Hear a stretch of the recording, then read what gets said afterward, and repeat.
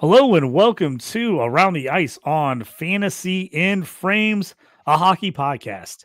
We're going to be talking trade deadline in the NHL. Things got crazy this year. We're going to go around the ice, talk about some of the games tonight, and just a little bit of a gambling segment. Not much to talk about tonight, but we'll talk over a few things. Stick with us here. You're watching Around the Ice on Fantasy in Frames.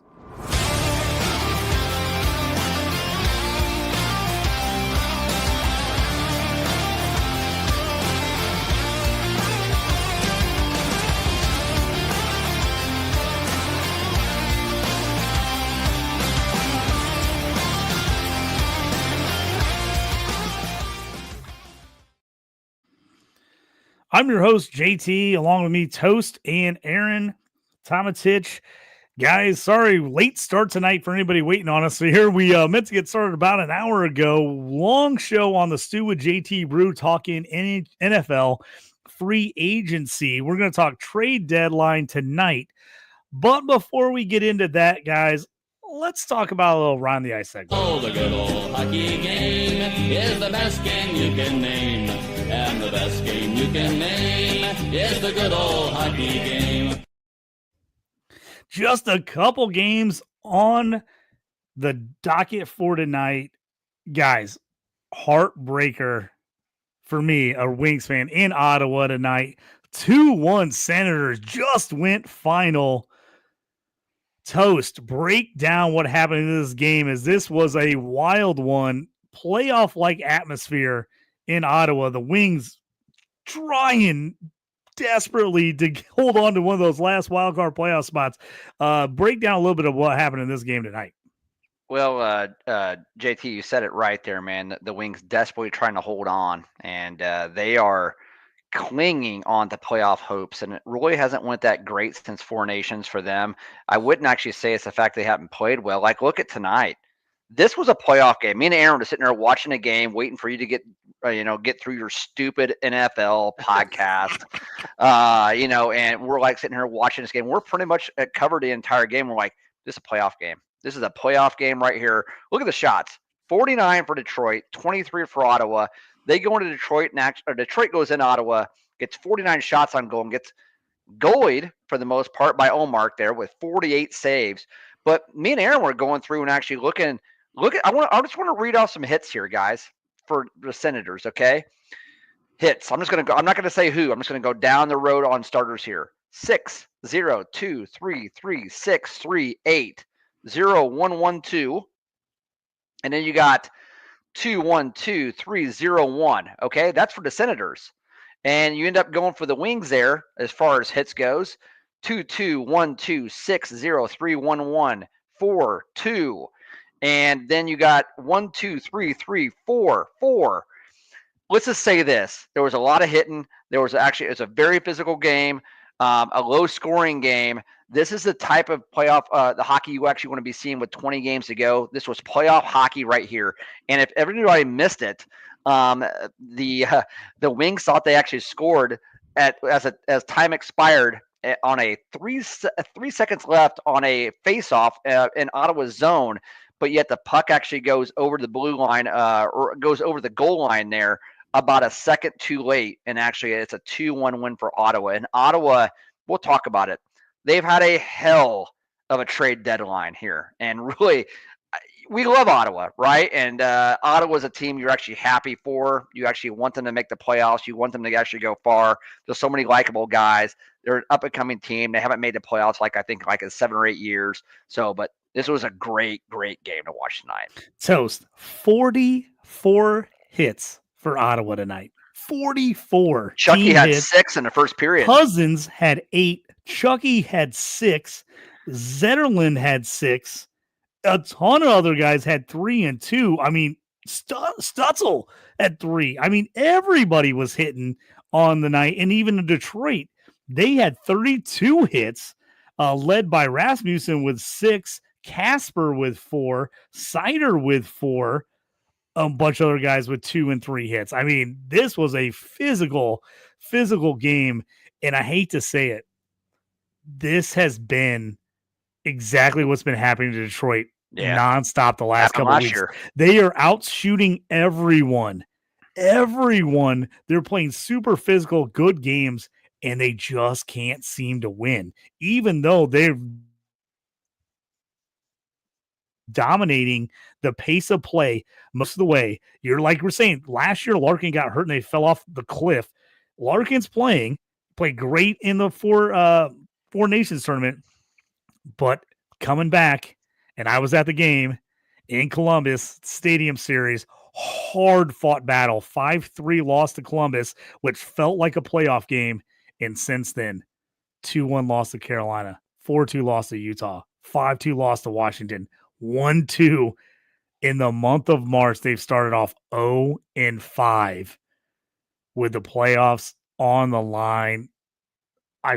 It's starting to feel like the exact same thing is going to happen that happened last year, where the Red Wings tied for the last playoff seed and lost on a tiebreaker on the last day of the season.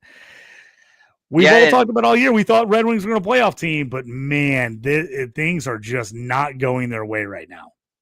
No, they're not. And Aaron, maybe we'll talk about Cousins here in a bit, but you mentioned before this podcast, you're like, Cousins has 8 freaking hits. Is he a guy that I didn't realize he hits that much? Does he hit or no? Or is he just playing like pretty inspired hockey? He's changed the scenery, right? It's with him and it was one of those things in the moment. I've had him on the fantasy team all year, and I never noticed that this hits. He's kind of sporadic. There's really no pattern to it.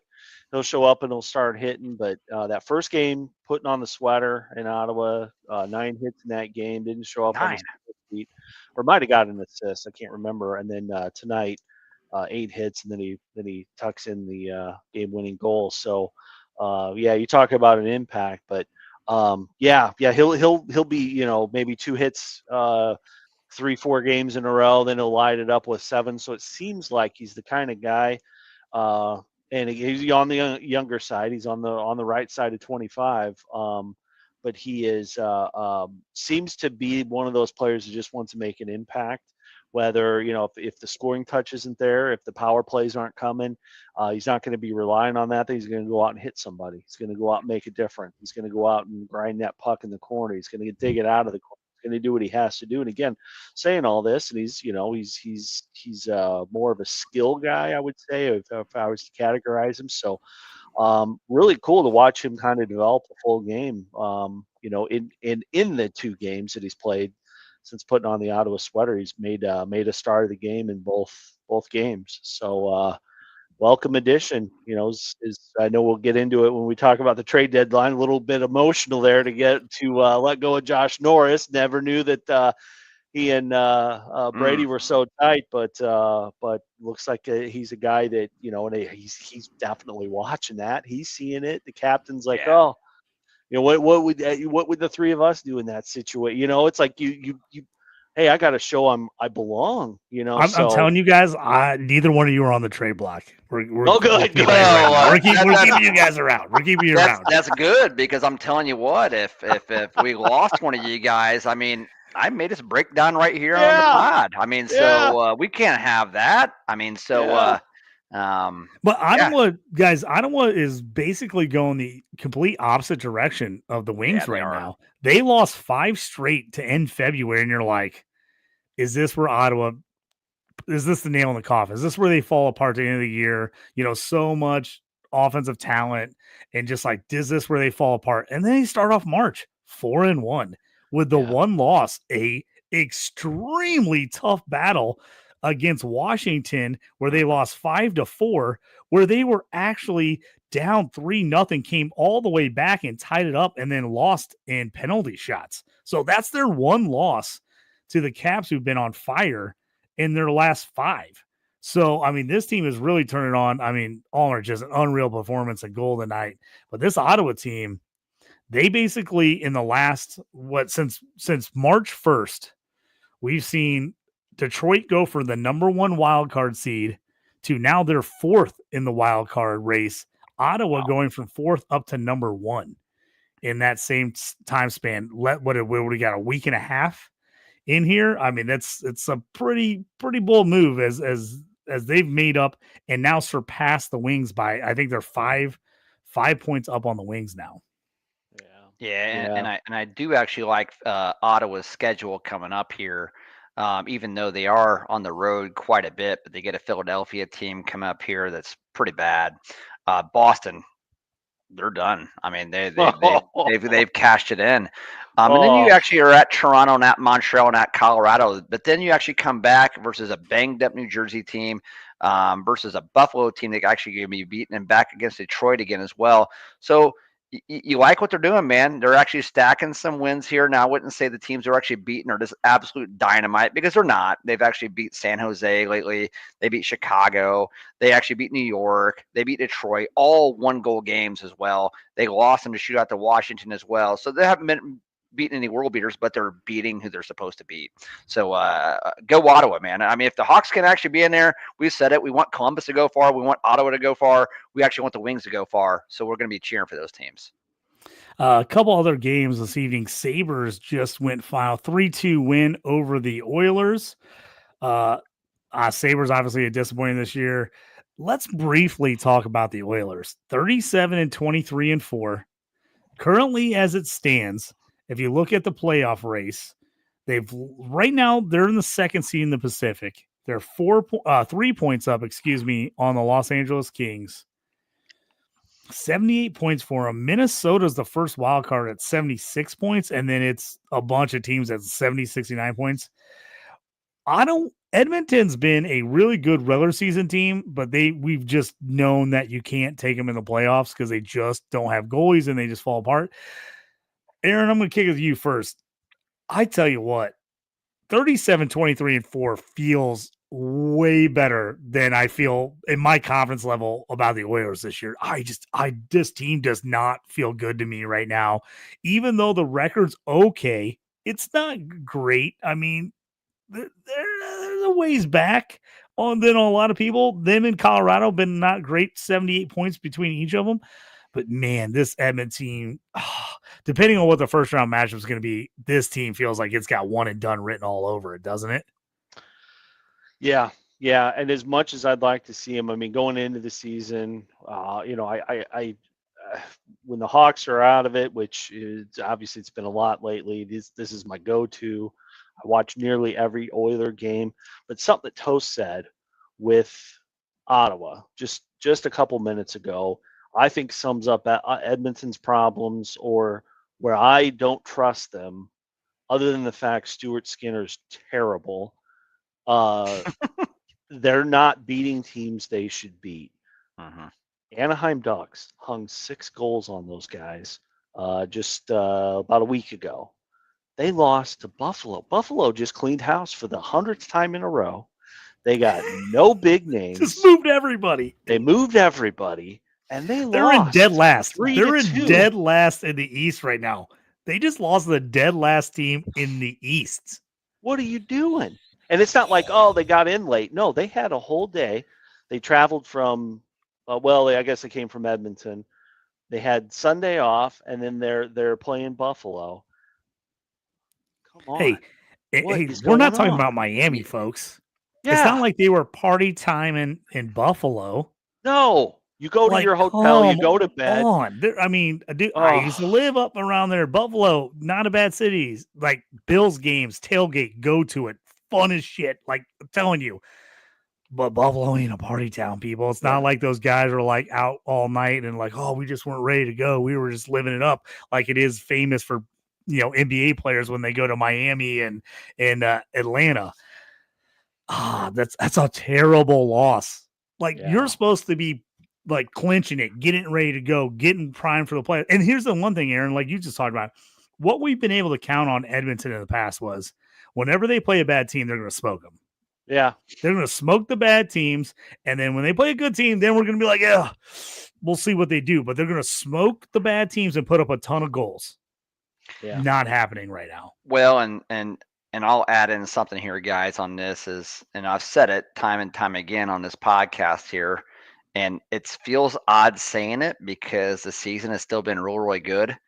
Connor McDavid has not been Connor McDavid this year. He hasn't. And you're like, well, Toast, my gosh, he has 81 points in 57 games. So You need McDavid to get 150 points in a season. He's only actually pacing for like 115, which you're like, only? Well, yeah, that's amazing. But he's not a Superman right now. McKinnon is, not him. And if you look at some of these, I want to actually say since January 30th, loss, win, loss, win, loss. Not good. And here's some bad losses here. You go to overtime versus St. Louis and win. You go to overtime versus Chicago and win. Okay, those are good. Those are bad wins. All right. Philadelphia, 6-3 loss. Washington, great team, but they hang 7 on you. All right. Anaheim, that's what Aaron said, 6-2. That's bad right there. Like, holy shit, I can't believe that actually happened. And then Buffalo, right now, 3-2 loss. There's something up with this team.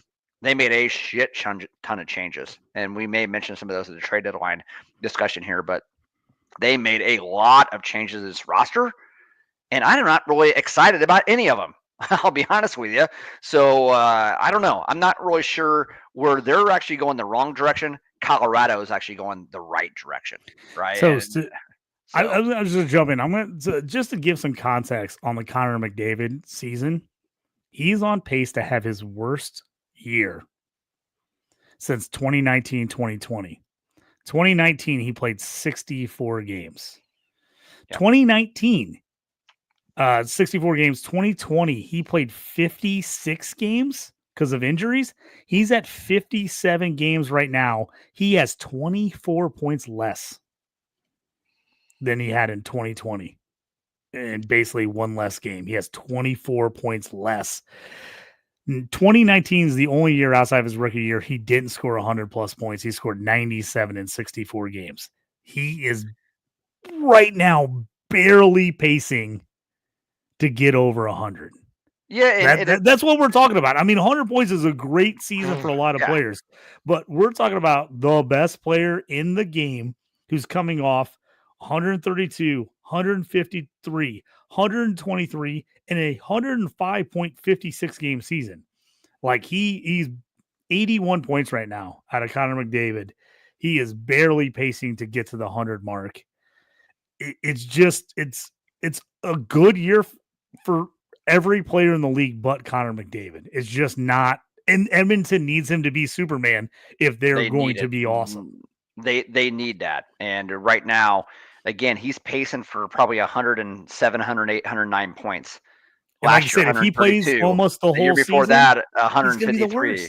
The year before that, 123. Yeah, he's got to be better than that. And it's just he hasn't scored in bunches. And you said it right, JT. And I know we'll probably get going and actually move on to something else here. This has been worth discussing.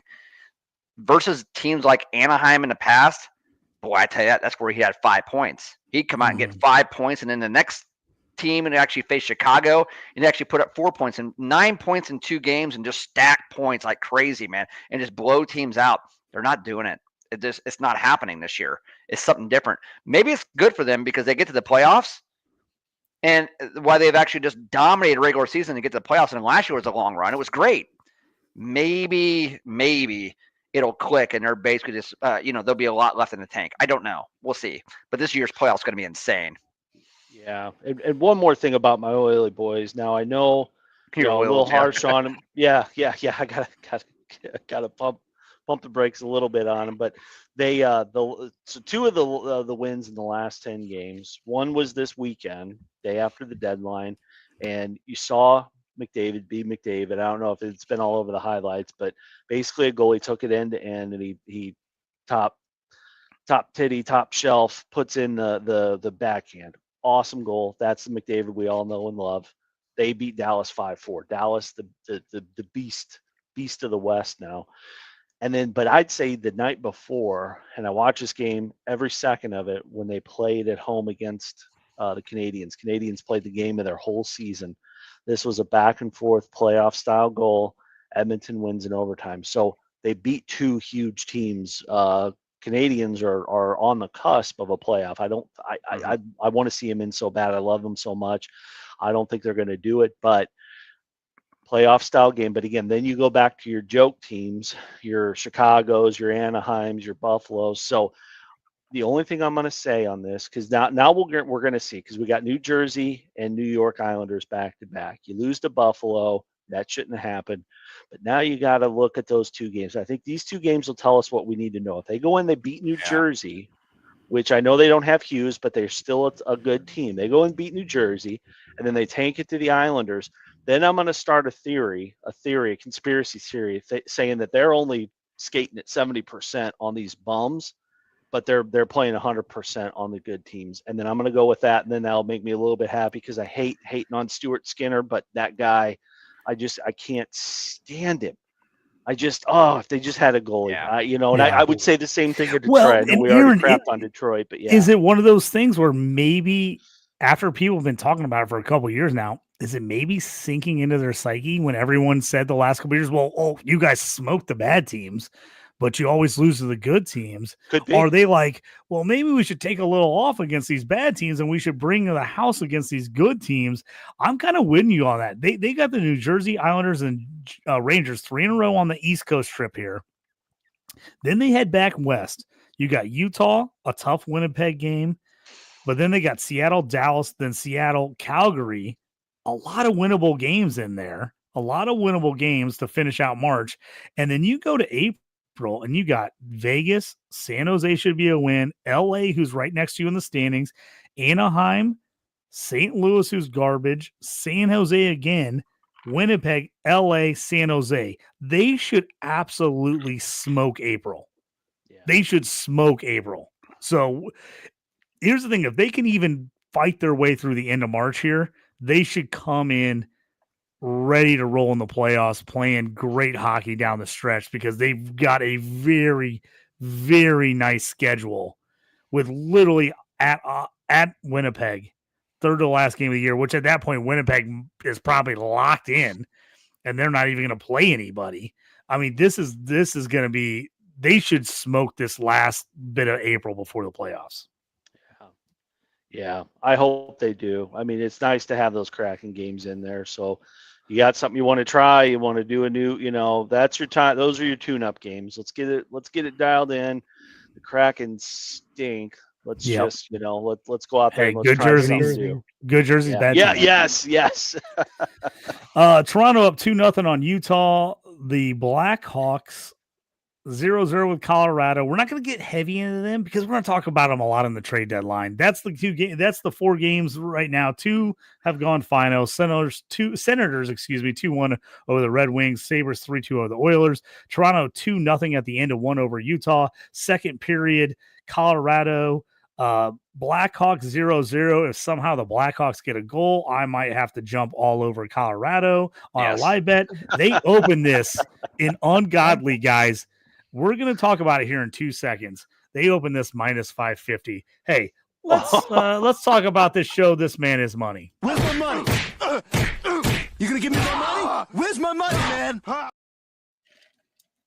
So, fellas, we talked about it. Colorado minus 550. For people who aren't privy to the gambling gods, minus 550 is insane. That's insane. For a professional hockey team to be a minus 550 favorite. I mean, that's basically Vegas telling you, we don't think there's any way in hell that this team can lose. I mean, that minus 550. I'm trying to think of another sport. Minus 550 is basically in hockey like saying, I think this NFL team's going to win by 4 touchdowns. Like you never see a spread in the 20s. I mean, that's crazy. That's what this is saying. There's like this team's minus 550 start to this game. So far, Blackhawks playing tough. We're almost at the end of the second, and we're at 0-0 here. So this is a really interesting one. The current money line odds for you fellas after a minus 550 start: Colorado minus 350, Blackhawks plus 270 money line. You can get Colorado minus 1.5 at plus 115. I kind of want to see a Chicago goal here and then jump on Colorado live bet, or Colorado minus 1.5 for huge plus money. Anybody? Well, I'll tell you right now, JT. obviously anybody that actually bet the Avalanche at minus 550, nobody would have. Not even in a parlay. You If wouldn't you're have actually doing done it, right. if you're doing it, it's a terrible bet. Yeah, yeah. It's just And those are ones you avoid, people. Just the Vegas Yeah. is just basically telling you not to take that bet. If you take it, you're walking right into the trap. yeah, and I went back and checked because I was like, I knew that I was right before, but I wanted to go back and check. The Hawks have won these last 2 meetings. They actually I've lost on both of them. Yeah, I've lost and both 3 of times. I've taken the Yeah. Avs, so I wanted no part of this game. I had a buddy text me earlier. He's like, "Man, if the Blackhawks score first, I might have to get on the Avs." I've lost both. They've cost me 2 big parlays where my only loss was the Avs losing to the Blackhawks.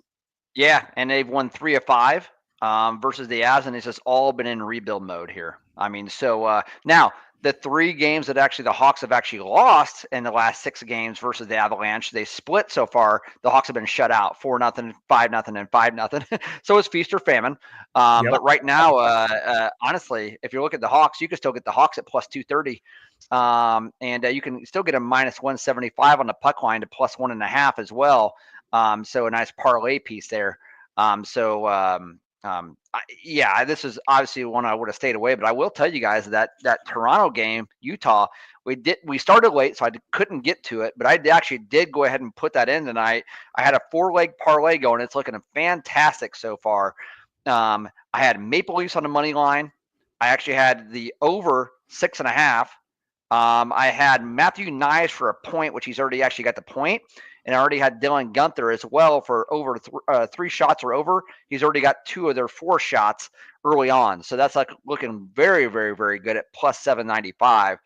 We wish we could have actually got that. But again, JT's talking to stupid NFL, where they basically, and I'm an NFL fan, but, where it's, my gosh, it's touch football out there. Anybody gets breathed on, there's a freaking flag, and stuff like that. So it's kind of stupid. He was doing that all day, but nevertheless, he was doing it. But yeah, so too bad we actually didn't get on that. But that Toronto Utah game, I expect that could explode for a lot of goals. And so, but yeah, we have tomorrow. We have a big. I was gonna say tomorrow toast Tuesday, Thursday, Saturday. Monster slates this week. And honestly, outside of tonight with the 4 games a night, every other day this week has a pretty good amount of games. This is the smallest outside of Wednesday, which also has 4 games. There's a bunch of big nights coming up here. Anything we're looking at, obviously not all the lines are out, so we can't give you guys specifics just yet, but anything we're looking for is as far as teams to win, over goals, guys on shots, anytime goals, anything we're kind of like keeping an eye out to see what the odds are this week. Hey, Aaron, let me start with this one, and I'll give you the second one because I was just talking about Colorado. But I promise I'll give you 2 in a row here. But I'll talk about tomorrow's game, Tuesday, 7 p.m. Central Time, Colorado at Minnesota. If Colorado struggles with the Hawks tonight and even loses this freaking game, I love it even better. The Avs have been on a heater. They've actually won 5 in a row actually coming to this game versus the Hawks tonight. They've been scoring a bunches of lately. That Nichushkin line, that Nichushkin actually being on that second line there, man, he is really, really, really hot right now. Blackwood's actually settled in good as well. McKinnon, you guys want to know something funny? McKinnon got absolutely hosed tonight. He's got an assist on a goal tonight, and this is the biggest dick move by the Hawks ever, which I absolutely just love. I love it. McKinnon got his 1000th point tonight. They actually had the whole team come on the freaking ice and congratulate him. And then the Hawks challenged an offsides, and they freaking won it. It was beautiful. Oh my God, I didn't see that. Are you serious? Yeah. That is unreal. Oh yeah. I was laughing my ass off. They stopped the game. They're like, challenge that shit. Yep, and it did. They won it. What a dick move by a team that's a bottom feeder, second worst team in the league. But the Wild tomorrow, they scored 2 or less goals in 5 of 6. I already said I like Colorado on the puck line tomorrow on the road, even on that back-to-back. But if they end up struggling versus Chicago tonight, I really like them on the puck line tomorrow. I know the Wild, they don't want to get Kaprizov, but you look at Colorado. If you can get them on the puck line tomorrow, you'll probably get them at plus 150, 155, 160 somewhere on the road. That would be a great bet if they struggle tonight and actually had to turn around and play Minnesota tomorrow. Well, and Toast, to let people know on that, Blackwood will be getting the start tomorrow. He's off tonight. Yeah. They gave him the sit, it. so he's going to be fresh. So that's going to be nice. Even though it's a back-to-back, you're going to have a fresh goalie. Aaron, I promise you 2 games in a row, man. What do you like, buddy? I don't have games per se, so I'm going to give us a betting strategy though. I'm going to kind of spread the net, pretty wide net here, and just give you a little betting strategy. But I know we're walking into our segment here on the trade deadline, but for tomorrow's games, like you guys said, you were double digits like every other day, thanks to the 4 nations. The schedule ended up like this, but specifically for tomorrow, so for Tuesday, the 11th of March, I want everybody to look at those players that came over on contending teams.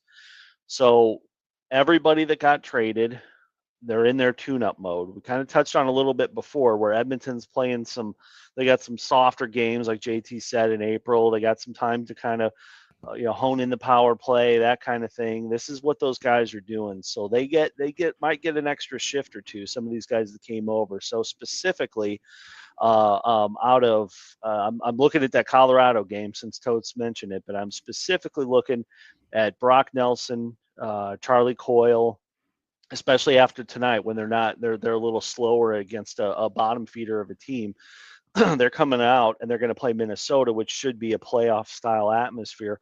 Well, they brought over those 2 guys for a reason. So I'm looking at a pretty heavy, like I'm talking 6-7 player point anytime. Well, I guess it's a point to point, but I'm not going to go too crazy with the goals. That's a little tougher to predict. But if you string together, like I said, 5, 6, 7 parlay, and I'm really going to focus on those guys that just came over to these contenders. So that's really what's got my attention. Bolivier in Washington. I know the grade 8 Obi Chase, Riley Smith in Vegas. All these guys, all these teams and guys, they're playing tomorrow. Winnipeg, not real big scores, but maybe if you've got Tanev out of Seattle, Luke Shen came over to Winnipeg again. Just something where you're sprinkling it out there. Just a little sprinkle on a point per game. So anybody that kind of gets that, they just want to get on the score sheet. And I think to support that, like why on earth is that again? I go back to my guy Dylan Cousins. He's kind of shown what we see at these trade deadline situations. Guys trying to make a name on a new team, trying to get adjusted to the locker room. I mean, this whole locker room, you can say this about any sport. It's just, but I think especially in hockey, it's just a different world in there. It's like why a lot of these guys play later on. They try to hang on longer. It's a good time. These guys go to war for each other. And then when especially when you're gearing up to the playoffs. So watch any of those players on the move, throw them all together, and get the old JT parlay going on an 8-legger. Really, if you really comes down to it, hey, you put $1 on that. Some of those early games hit. There's no shame in pulling the cash out. You put up nothing, and you're walking away with $50. That's a win. You take that $50 and then we'll tell you next week where to put the 50. So just get creative with it. But that's really what's got me going tomorrow. I got an early look JT parlay play of the day. I'm gonna go straight money line winners. I don't do this a lot. I'm going to go straight money line winner tomorrow night, Tuesday night action, people. I'm going Florida Panthers over the Bruins. The Bruins are toast. Minus 218. I'm taking Panthers money line. Same thing with the Penguins. Penguins are toast. I'm taking Vegas. All these guys are in the mix. They're coming to play. Taking Vegas money line. All these guys are on the road, so they're right around minus 200 right now because these other teams are at Senators. Huge win tonight. I think they're rolling. I'm taking against the Flyers. They're minus 122 on the road. I don't usually hammer road guys like this, especially when they're favorites, but I like it. I like this run tonight. So Senators minus 122 right now on DraftKings on the road at Flyers tomorrow night. I like Winnipeg at home against the Rangers. I just think, they see that Rangers are a good team. Winnipeg, they're a team because they haven't been traditionally good. I don't think this team lets up. Like they're not going to be like, oh, we're way up. We're in the number 1 seed. We're coasting the final 20 games. This team is still in prove-it mode. Everyone's still like, are they really that good? I think this team still plays out. I'm taking Winnipeg at home, minus 185. Toast, I like what you said about Avalanche. I got Avalanche at the Wild tomorrow. And then I'm going to finish up with the Caps. So I'm taking in a 16 parlay, 5 road teams, which is usually totally against what I do. I'm taking 5 road teams with Winnipeg the only. I'm taking the Caps at the Ducks, minus 192. If that game was at home, that's a minus 350 game for the Caps at home. So I'm taking a minus 192 on the road. You can put that all together, 6-pick parlay plus 1249 right now on DraftKings, plus 1,249. I'll recap it real fast. Panthers money line, Vegas Knights money line, Ottawa Senators money line, Winnipeg Jets money line, Colorado Avalanche money line, and Washington Capitals money line. That's my 6-pick JT parlay play of the day. I've actually already put it in. I put it in as we're talking about it because I liked it so much. That's one's in. It's plus 1,249. Well, and JT, anything else we got on the betting segment before we get a little wild on this trade deadline action? Yeah, JT. It sounds great when you say not plus 1249, but plus 1,012. 1,249 for the people. We want it to be. We definitely want it to be. The long dog, the big dog here. Yeah, and guys, if you want to toast, pull your mic down there, bud. Oh, yes. Get a little closer. Thank you. There you go. Thank you. There we go. You were in the deep hallway. I was. Goddamn. Yeah, I was. That thing was right up by my head. Didn't call you out, but me and no, that's great. Where did Toast go? I could see you, but you sounded like you're a mile away. All right, thank you, sir. Couple things. Tomorrow night, if you actually want a couple, like maybe put together a couple bets that like pretty much like maybe an even money thing. Vegas at Pittsburgh. Love Vegas. Of course, like JT said, you're going to get great prices because of road favorites here. This so thing, minus if I 18. Toast, right? If I took 5 road teams and 1 home team. If we flip that and these were the exact same matchups, and all those teams were at home instead of on the road, instead of plus 1,249, this would be like plus 450. Yep, you're exactly right. That's why I love it. That I usually don't take that many road teams, but that's why I love it, because these teams would be such huge favorites at home, where you're getting like minus 122 or minus 180, where all these teams would be like minus 275, minus 350 if they were at home. Yep, and so if you want to go with a 2-legger tomorrow, that's going to be probably like plus 150, 175. Winnipeg at home, I really like, especially if Hellbuck's in goal versus the Rangers, and I think he will be. I would imagine they probably would have saved him. Actually, he's going to be there. They didn't play today. And then the Kings at home at minus 185 versus the Islanders. The Islanders pretty much have actually dumped their team. They don't want to admit it. We're going to talk about that. We're going to fly through this trade deadline segment or whatnot. We're going to have a lot of fun. But if you can put those two together at minus 185 for each one of them, you're probably going to get it at plus 175. For me, that's a mortal lock. I may go ahead and just take some money out of the savings, kind of go big, and get my account actually rolling again here, because I like that a lot. Hey, if you don't know Toast, if Toast says I might take some out of the savings, this is a huge call. Yeah, I'm pretty frugal. Yeah. Toast is a frugal guy. If Toast says he's taking some out of the savings, folks, you might want to pay attention. And JT, when I say I'm frugal, I've always actually explained to people there's a big difference between cheap and selective. And I am very selective. When I actually select what I want to do, I'm going to go big, or I'm not going to mess around. But I got to actually really analyze something. Well, Toast, you're a money guy. Toast, you're a money guy. You know where to hold, and you just don't get crazy on stuff. That's what I meant. I would never say you're cheap. Not in a million. Oh, no. But yes. So, hey, JT, Aaron, this has been awesome. Let's head to this trade deadline segment here, because I have games, but we just got to bypass them. Let's get to it. We got to get to it. Here we go. Hey, as they say in hockey, Let's do that hockey. So this is our Let's Do That Fantasy Hockey segment. Usually it's all about fantasy hockey and we talk about hot and cold players. Tonight we're talking trade deadline. All the moves. I tell you what, guys, I don't know what you've thought about the last couple of years, but I am loving the major pro sports. Teams are starting to finally make moves at trade deadlines. Teams are starting to realize we suck. We got to move, guys, or like we have to go for it. And I could be totally wrong. This could be a figment of my imagination, but I felt like 10 years ago, no one was making trades during the season. Like no one. It was like you would maybe get 1 or 2 moves a year.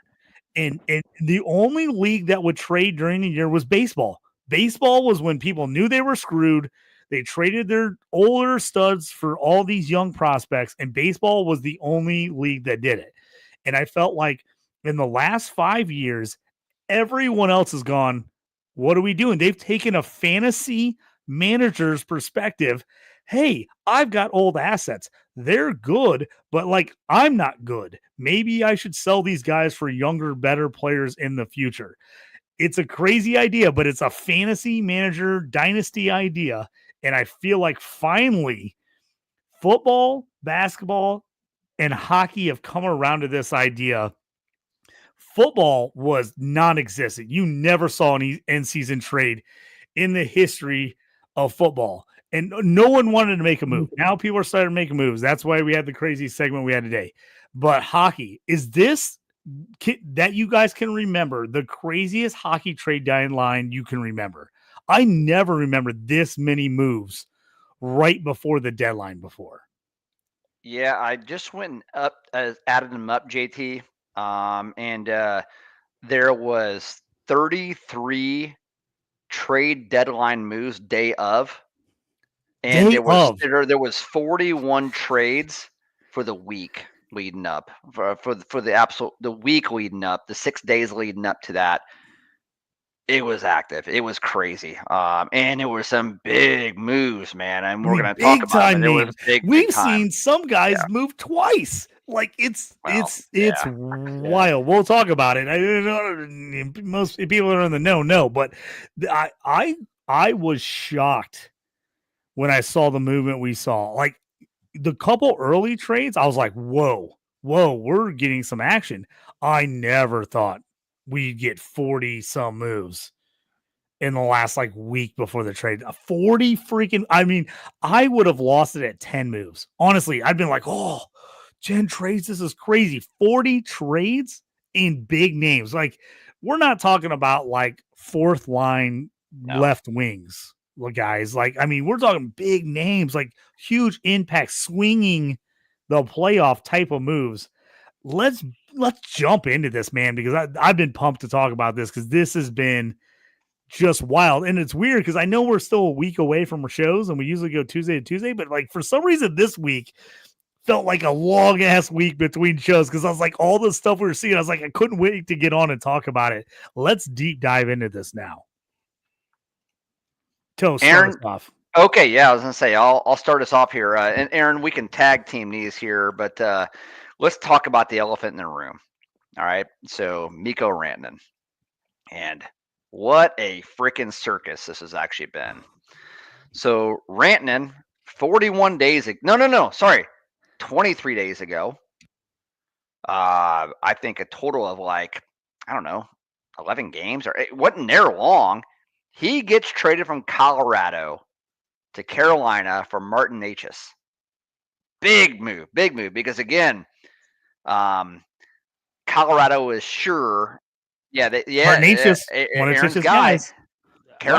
Colorado was sure they might not be able to re-sign him. They came to a stalemate there. He actually wanted $13 million over 8 years. Couldn't actually make it happen. They go ahead and trade him to Carolina. They get Martin Necas, and they get I don't know what else they got. They got some more, okay? But then Rantanen actually gets over to Carolina. My guess is this. Obviously, Carolina wasn't really where he actually wanted to go. He was kind of shocked he actually got traded from Colorado. And then he gets over to Carolina and realizes, oh, my God, like I'm playing with Rod Brindamore, and this is that this slow them down game. They're a great team. Carolina can go far. They're going to be awesome every single year, but it's not what he's actually used to in Carolina. And he's like, this is not where I really wanted to go. I never really had my free agency, right? Because he was actually due for a free agency here soon. So good by Colorado, actually moving on from the player who knows very, very difficult. And then Rantanen, then Carolina knows we're not going to keep him. We're not going to be able to re-sign him. He doesn't actually want to be here. We've even the odds were, I think they actually made an offer of 8 years for $13 million, which is more than actually what Colorado was actually offering him. Didn't actually want it. And then guess what? They traded him to Dallas, and then automatically an extension actually comes from Rantanen for only 12. $1 million less over 8 years. So you lose $8 million on the table and actually gets less. But guess what? He's in Dallas. And they are freaking loaded, man. Loaded team that has offense and wants to play, right, Toast? Like, he did not want to play that slow down defensive system in Carolina. Even, like, if you listen to their games, and I'm sorry, I'm interjecting here. That's right. If you watch and listen to their games, even the announcers were like, oh, it's taking him a little time to get adjusted. He just doesn't look comfortable out there. He's going to pull it. It was like you could feel it right away. Like, oh, he doesn't want to be here. This isn't his system. I don't think he was necessarily throwing a fit, but I think you could feel right away that it was not a good fit for him. And he was like, I know this is a good team. It's not like he got traded to a dog shit team. Awesome. It's not like he got traded to a dog shit team. I just think he was like, do I want to spend 8 years here where this is not the type of system I want to play, even if the team's good? I think this was a great Carolina. And rarely do I feel like I think GMs did a good job on a lot of things. Congrats to them to realize this was a clusterfuck right off the bat. And they went, we got to move him right now before it gets worse. Like, he is not going to come back. We're eating crow. We made the trade. It didn't work. Like, don't hold out and like just make it horrible. Like, trade him and get somebody else before it's absolutely a shit show. I think Carolina at least deserves some credit for making that move as quickly as they did, right? Yeah, it backfired on them. And I give them credit for actually going for it, but it actually didn't work out. You don't actually make that trade for Rantanen unless you are damn sure you can actually get an extension out of him. And it didn't happen. So they blew it. Let me say, like, when I'm giving them credit, they blew it by not realizing that they haven't really talked to him and figured out they could get an extension done. But being smart that they realized it was going south real quick and like, we've got to do something else. Yeah, and so they do salvage it though. And they actually trade off Rantanen, and Dallas sends Stankoven, which is a really, really big piece. Young player, I think he's 20 or 21, going to be a stud, and 2 first-round picks to Carolina for Rantanen. So they at least made up here. But man, the winner in my estimation here, Dallas. Line combos. You can interchange these guys: Robertson, Hentz, Rantanen, Johnson, and Duchesne. It's a murderer's row. It's great.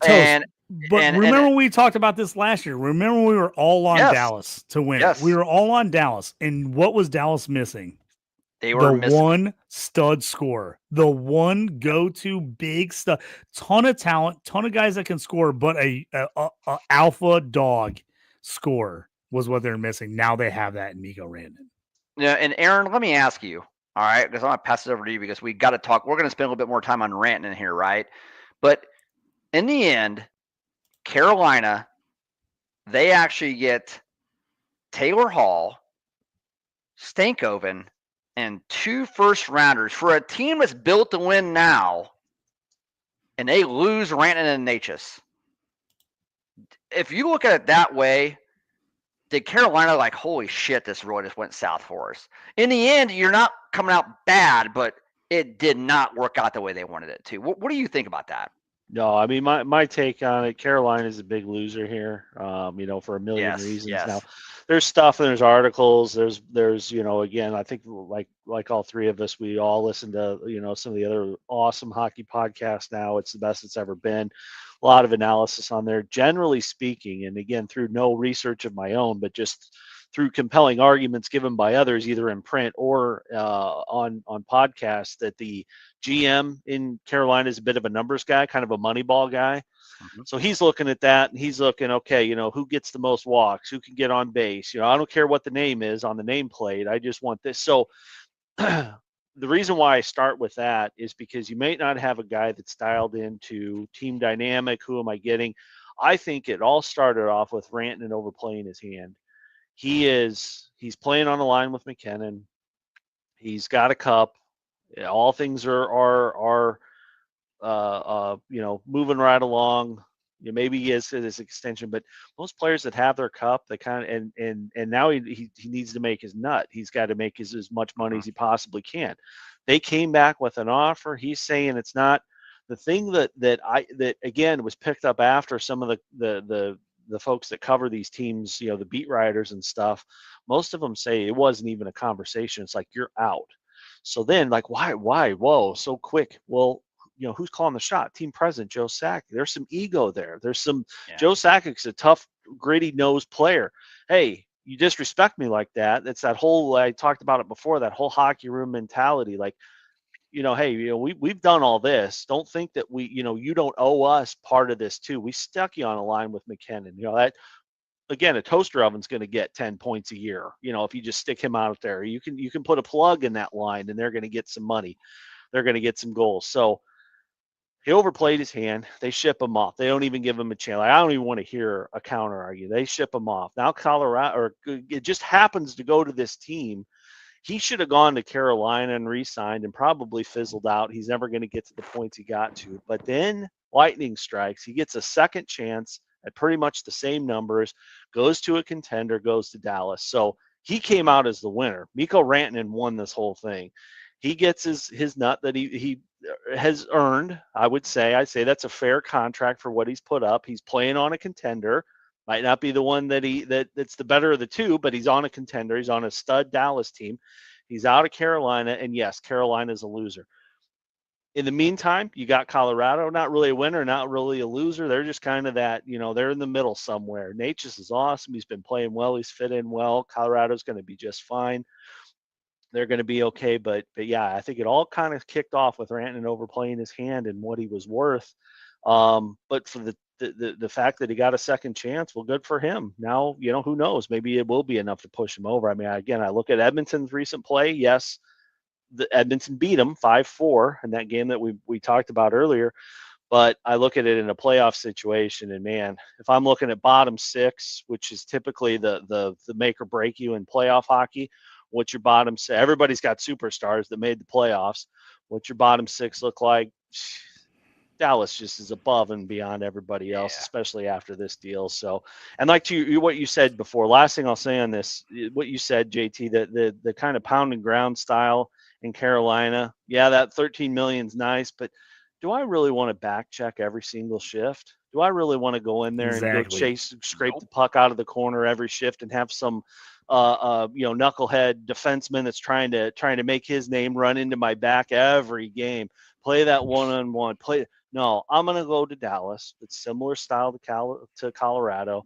I'm going to back check every other shift. I'm going to get the minutes on the power play. I'm going to do all. He was going to get power play anyway in Carolina, but he's not having to he's not having to do those lay down and block a shot with, he's not going to have to do that. So it worked out for two of the three teams, I would say. Yeah, and let me, JT, real quick, all right? Yeah. Aaron actually made a great point there. Do you really actually want to go to Carolina and actually just back check the shit out of everybody and just here's the way I equate that to. Remember the Tom Thibodeau Bulls? Yeah. It wasn't sustainable, dude. It wasn't sustainable. They played great defense, but you couldn't get any superstars that wanted to go there because they're like, dude, I don't want to play grinded out defense like 95, 92 basketball games. That is Carolina Hurricanes right there. That's it. That is it. But I think this may be a good time for us to transition over because we've mentioned Colorado a lot. And Before we Colorado get to made a that, couple of deals, so we should Toast, talk about before that. we get to Colorado, and I know we just got We're past so the excited. betting, before we get Jacked, the betting yeah. segment, I just want to talk about Stanley Cup odds, how they've moved real quick because of this Rantanen trade. Stars are now number 2 at plus 650. They've moved way up since this Rantanen deal. Panthers are right now the favorites at plus 480 to win the cup. Stars are now number 2 at plus 650, which I have to say is kind of enticing. Edmonton's at plus 850, which I don't love. Colorado at plus 900. I'd rather have them than Oilers. Knights are plus 1100. Hurricanes are plus 1,000. Capitals plus 1,100, and the Jets, the number 1 record in the NHL right now, are plus 1,200 to win the title. Bunch of other guys way lower than that. If you want to take a big long shot, Ottawa's plus 4,800 right now. The Rangers are plus 4,400.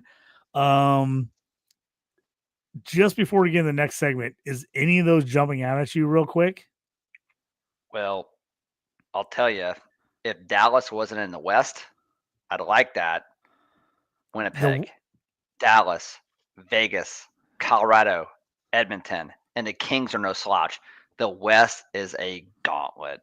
I won't bet any team out of the West because the odds, it's just too, it's not good enough. So Toast, your other side. So you got Panthers in the East at plus 480. The next highest odds for an East team is Carolina, who we just talked about, at plus 1,000, in the Capitals at plus 1,100, and then the Lightning in Maple Leafs at 1,300 and 1,500.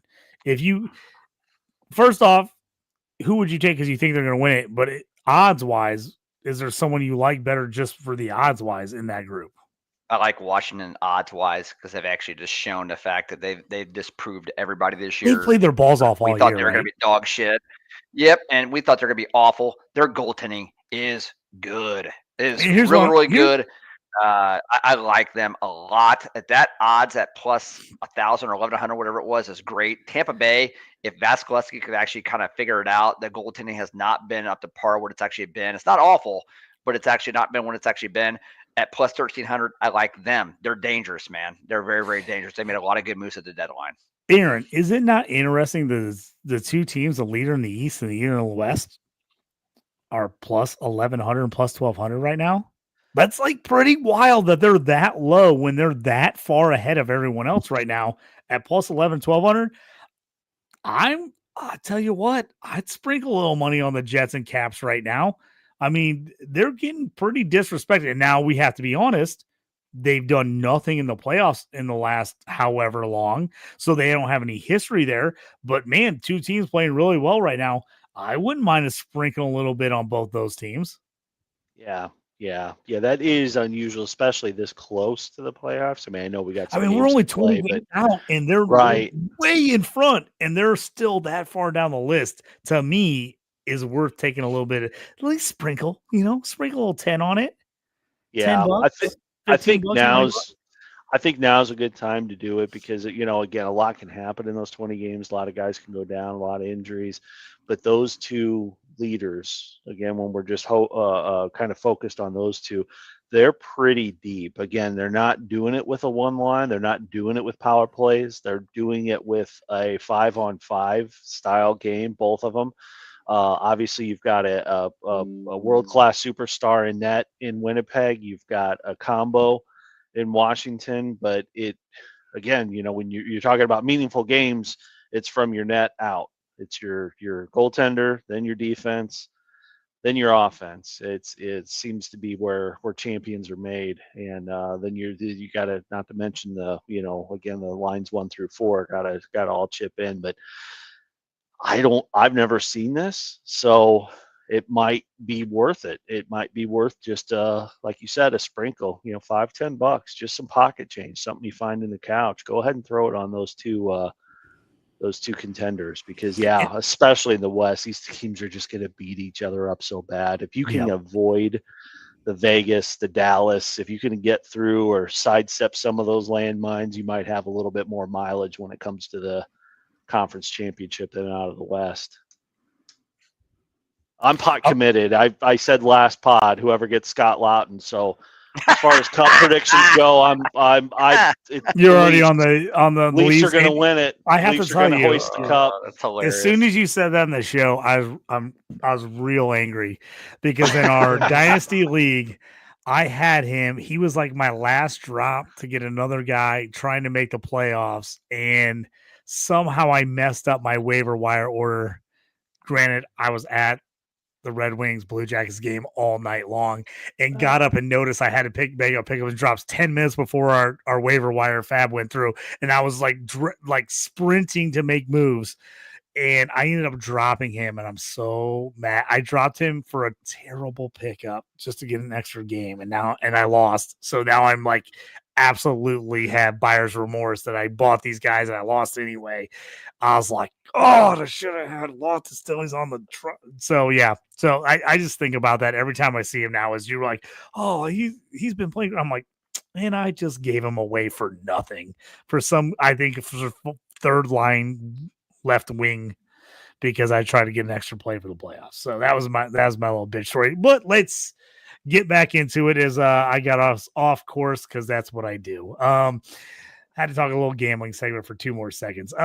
Who else? Toast. You know what? We've let it.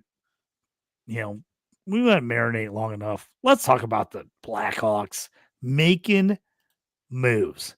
This is what a team is supposed to do when you're rebuilding, when you're trying to get everything set up for a run and signings. Jump in here and tell me about, dude, the Blackhawks were making crazy moves, and I think a lot of great moves. What do you think about everything that they did in Chicago? They had a great trade deadline, in my opinion. So they were able to move Seth Jones, and Seth Jones was never a part of the plans of this regime. So Kyle Davidson, he didn't actually trade for Seth Jones. That was Stan Bowman. Kyle Davidson never signed Seth Jones to an 8-year deal worth $9.5 million AAV. And let me say it, Seth Jones is a good player. Nobody's saying he's actually not a good player. He's a good player. It's not what Chicago needs right now. All right. We have a surplus. The Hawks have a surplus of really good young defensemen. I mean, surplus. They are not going to have problem defensemen long term. I mean, they're going to be in great shape. So we're able to actually, I keep saying we, I'm part of the team. So and Aaron, this is an honorary member of the Blackhawks. Let's just get this out of the way. Yep. So we're able to actually move Seth Jones' contract, and the Hawks they clear up $7 million AAV over the next 5 years. That's huge. We got cap going up as well. In return, so it's Jones to Florida for Spencer Knight, the 13th overall pick, I think in a 2020 draft, maybe somewhere around there. I don't know. Goalies don't go that high. We talked about it last pod. And a first-round pick to Chicago as well. That'd be a late first-rounder. Fine. They couldn't have done better. They couldn't have actually done better. Spencer Knight, 13th pick in the 2019 first round 2019 draft, 13th pick. Only in the league for 4 years at this point. 23 years old. He's gonna be 24 in April. He's, fun fact, 1 day before my birthday, so I like him even more now. So I thought it was a great move, man. They need goalie. Knight has kind of been stuck behind a few other goalies there. You're Bob at the Bob. My Bob, I got Bob on my team. I love Bob. Bob is never going away. He's looked great since he's been there. I thought it was a fantastic move to get Knight because I really think that Knight has a legit chance to be their goalie of the future and for a while. We've seen teams jump in, goalie for a year, 2 years. They play decent, then they fall apart, then they get a new goalie. I actually think Spencer Knight has a shot. Here's the other thing with Spencer Knight. He's young. This team is young. They don't expect him to be awesome. They, as a coaching staff, you're just telling this guy, go out and give us your best effort, dude. If we lose, we lose. We're young. We're rebuilding. We want you to just do what you can do, man. It's not all on you. You're not making or breaking us. We want you to play as best as you can. I love it, man. They've been filling the goal with old guys for it feels like forever, just trying to get retreads, like third, fourth retreads, just like, oh, let's throw this guy in goal, see what happens. I actually feel like Knight is the first answer in goal they've had in 5 or 6 years where it's like, oh, this guy might actually be a guy we can build on and we can keep around for more than 1 or 2 seasons. So I thought it was a fantastic move. And like you said, Toast, you chuck the contract of the biggest contract basically on the team of a guy that's a good player, but won't be on the team when they actually become good. Like, it doesn't make any sense to keep him. I thought it was a great move. I was actually a little shocked because what are we at? Bob? I think Bob's like 36 or 37 at this point. He's up there. Old. I was shocked the Panthers moved him. I mean, but I think if you're the Panthers, they're going all out. They're the favorites right now. They went all out. They're like, we're not going to play Knight. We're playing Bob. We're playing the guy in the playoffs. I think they went like, hey, let's go Seth Jones and go all out. I think it's a good move for the Panthers, but I love this move for the Blackhawks. Yeah, I mean, the Panthers did just what the Hawks actually did during the Dynasty years. Yep. Go for it. And you know what? And you have to. Yes. Those windows are so small. People think those windows are going to be 4 years. And they end up being like a year or 2 max. Yep. It happens all the time. People think, oh, we got 3, 4, 5 seasons. And it never works out that way. It never does. Nope. And so the Hawks come out with Knight. Their goal of the future. They also actually have Arvid Soderblom, who's actually really plays a nice, I'd say, number 2, maybe a 1A or a 1B right now. And they got Drew Comesso actually down there as well. And Comesso is like a big prospect. The Hawks are just fine in goal now, just fine. And you know what I like about it? Second game in, since actually Knights actually got there, the Hawks are like, I think 2-0 and 1 or something like that. What in the 3 games? Bedard actually scores overtime winner the other night, and you always kind of like, all right, you got a bunch of forwards and defensemen actually just kind of mauling them out to the game and stuff, right up there at center ice. Knight's right there, man. He's right there actually congratulating Bedard. He's in the circle of all the Hawks players actually celebrating stuff. Like, you don't see that out of the goalie too often. A new energy right now. And right now, again, the Hawks are up. They're down 2-0 at Avalanche with 7 minutes left. I'll tell you, for a Hawks team to actually limit the Avalanche right now to 18 shots on goal at home, 2-0.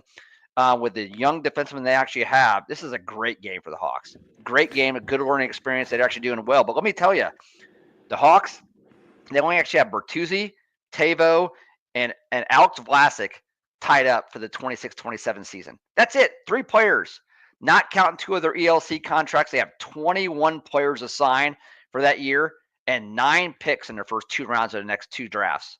They're doing it right, man. Jones will be fine. He's going to be a power play 1 quarterback over there. You guys actually saw that Aaron Ekblad was actually suspended 20 games for substance abuse issues. That's kind of wild. But the Hawks won this trade. And I wouldn't say they beat Florida. Florida got what they needed. But the Hawks did themselves all kinds of favors. It was great for the Hawks. Great trade. Toast, just to give a little perspective on Spencer Knight, 2-0 before tonight. 2-0 since it came to the Blackhawks. 77 saves in 2 games. Yeah. 77 saves. 41 saves on 42 shots against LA. 36 saves on 39 shots against Utah. This guy can play, man. He can play, and he doesn't, like we said, he does. It's not like he has the best group in front of him. Young guys, they're rebuilding. He's playing out of his mind right now. For the year, that's the 2 games, not counting tonight, where he's given up 2 goals in 17 shots, 15 saves. 14-8 this year, 236 goals against, 2.36, 913 save percentage with 2 shutouts. Yeah, and pretty freaking solid. Pretty solid for a guy that's 23. And what do we know about goalies? They get better when they get older. They get better when they're older. These guys always are better in their late 20s, early to mid 30s. This guy's 23. Man, to me, he feels like he could be the next really good Blackhawks goalie, a guy that could stick around for a decade. Hope you're right. Yeah. I mean, the only thing I'll add on to Spencer Knight is the underlying what every hockey player wants. I know everybody goes, we do it overboard on, it's the one I'd say the major sports that has a really hard cap. I think that's why we see so many moves at a deadline. We have a hard salary cap. It's not this NFL salary cap that nobody understands or nobody can figure out. Oh, it's not this basketball. Well, you can just keep moving money, or you be like, Yeah. oh, I'll restructure this guy, and if we go over the salary cap, we'll just pay some tax. We were just kidding on that. Only half of that tax. was it's Yeah. So they have a hard cap. Anybody can figure out. There's a million websites that track it. There's some that are really anybody that tracks it are always really good because they're getting bought by teams to actually figure out how to do this. But all that said, you've got a unique sport. But most of the players, for the most part, again, you guys you're a major sport. You got guys chasing money too. There's no question with that. I'm not going to sit here and say, oh, it's better than any other sport because of the players. I mean, that happens to be my opinion, but most guys just want to win a cup. Spencer Knight's got his cup. He's got his cup. He was a backup. I don't care if you were I don't care if you're the trainer. Your name goes on that cup. That means so much to these guys. You still get that ring, right? Up in the game. He gets you the still ring. Get that ring. He did his part. He played a good backup to Bob's insane stand on your head type games. That's what you needed for. We need you to come out and spell them. We need you in the regular season. We need you on the fourth line. We need you on, the penalty kill, taking faceoffs. And we need you to get off the ice. Doesn't matter. This guy, especially for goalies, again, he's and they age like fine wine. You've got that. Okay, check mark, done. Confidence, it's just you're playing with house money then when you've made the major accomplishment, which a lot of these guys chase for whole careers and they never even sniff it, never even get to the finals. And this guy's got his cup. So that to me speaks confidence, screams confidence as he again, and he's played in big games, he's played in playoff games, he's seen pressure, he hasn't now Florida draws, but he hasn't played in sold out barns every single game. He'll get that now, but he's already been exposed to all this. It's not like this guy might be it. He's 22. We'll see. No, we got an established guy. So I hats off to Davidson. He's really, really impressed me with this deadline specifically. So let's talk about a couple other moves that the Blackhawks made. They weren't like draft deadline day moves, but they made a couple other moves to get some draft picks, move a couple older players. What were some of those that happened in the last, since the last show that I know we had prefaced them in the last show, like, hey, these are probably moves that are going to happen. Bring up a couple more to kind of give the full context of everything the Blackhawks have done. Yep, and we'll go briefly because I mean, there's a lot of our teams and stuff, but it is exciting for the Hawks as well. I will actually start off by saying the cap this year was $88 million. Next year it's going up to $95 million. The year after that, $104, and the year after that, $113. We've never seen cap jumps like this in the history of the league ever. And the Hawks, the way they're actually setting themselves up with all their picks and actually all their cap space and stuff, and actually being a original six franchise and a big market. They're perfect setup for like free agency, big trades. It couldn't get better. The time it that way. All right. But one big trade that actually Hawks made, it was pretty impressive. In addition to this, was they were actually able to see Peter Mrazek over to the Detroit Red Wings along with Craig Smith and actually get back a Joe Veleno, who's a 25-year-old center. He's actually centering fourth line right now. The Hawks are actually looking pretty good down the middle with a bunch of young talent with Nazar and Bedard and Veleno and even Donato, who I think is only 27 or 28. So it's not bad at all. But the Hawks, the fact that they were actually able to actually move on from the Peter Mrazek deal and not have to retain anything, because Mrazek's got $4.25 million this year and $4.25 million next year, and they actually had a crowded goalie room now. They got to get rid of him. The fact that they have to eat in that salary and actually get a 25-year-old and in return, amazing work by Kyle Davidson. I thought it was amazing. Yeah, we had talked about on last week's show that we thought Mrazek was going to go to Detroit. That was like the prime trade partner because he had already been there. We know with Cam Talbot and Lions, like they're fighting for a playoff spot, but they're not sold on those guys being the guys. And Mrazek's been pretty good for the Blackhawks, despite Yes. how bad they've been and how much he's taken. He's actually been kind of solid. So I thought that was a great move too, moving off of him. One other move, right, for the Blackhawks. Who am I forgetting? Well, Aaron, I don't even know if you actually realize this or whatnot, but the Hawks actually also took on the contract of Shea Weber. Remember him? Yeah. Well, we all Shea remember him, Weber, right? He's still a thing. well, What? No, he's not. So the Just- Hawks took on dead money of Shea Weber. He's on LTIR at $7.8 million AAV. The Hawks actually take on Shea Weber. They get a guy like Ratty for a minor leaguer who's actually was a high draft pick, high risk, high reward type of guy. You're like, why would the Hawks give up a 4th round pick to take on a contract of a guy who's practically dead? Well, I'll tell you why. To make sure they get to the floor next year. They actually need to make sure they actually get to the salary floor, and they could also, in the event that they don't want to, they can tuck that out on LTIR. It gives Davidson flexibility. It was a great deadline, like altogether for Kyle Davidson and the Blackhawks. I think they did amazing things. Did it? I could totally be talking out of turn here. Did the Blackhawks also move Donato? No. No. I thought they did. Yeah. So there was a fake